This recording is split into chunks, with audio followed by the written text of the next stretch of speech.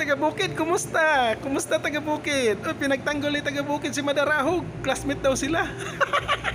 Yo, shoutout sa lahat ng mga ka-DDS nating mga supporters dyan, sa lahat ng mga sumusuporta kay Tatay Digong at sa kay BP Sara at sa lahat ng mga Duterte dyan. Magandang araw sa inyong lahat. So eto na nga mga kababayan, magkasunod na tinake down ang dalawang account mismo ng ating classmate na si Madarahog, ang ating idol talaga na si Madarahog. Uy, hala, si taga-Bukid, nakita ko. Bumaba ka na ba sa Bukid, taga-Bukid? Niligtas niya yung classmate daw. Yung classmate niya, naban yung account ni yung classmate niya si Madarahog. May maniniwala pa kaya nito si Madarahog? Oh, nagkita sila oh.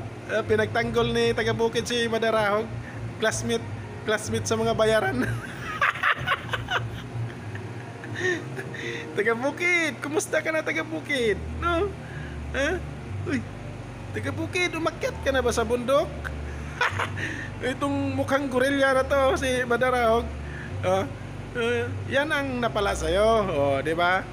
Naban na yung account mo, no?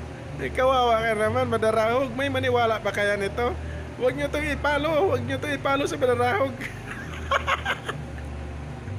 May maniwala pa kaya nito? Kahit didilis siguro, kahit didilis supporters, hindi siguro magpalo nito. Taga-Bukid, bumaba ka na.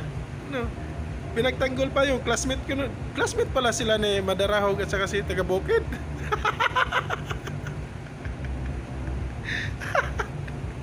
Taga-Bukid, classmate pala kayo ni Madarahog.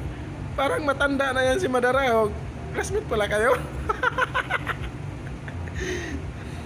Daghan kay bungot si Madarahog, puti ng kulor. Ikaw, wala pa kay bungot. Classmate dahil mo ni Madarahog dahil taga-Bukid.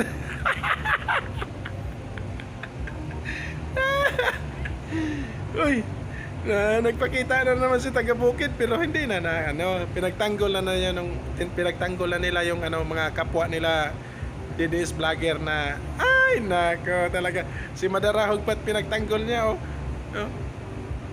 Sabi ng nagsalita, ito ba yung mukhang gorilla na puro na lang fake news ang ginagawa? si Madarahog. Ito ba yung mukhang gorilla na puro na lang fake news ginagawa si Madarahog?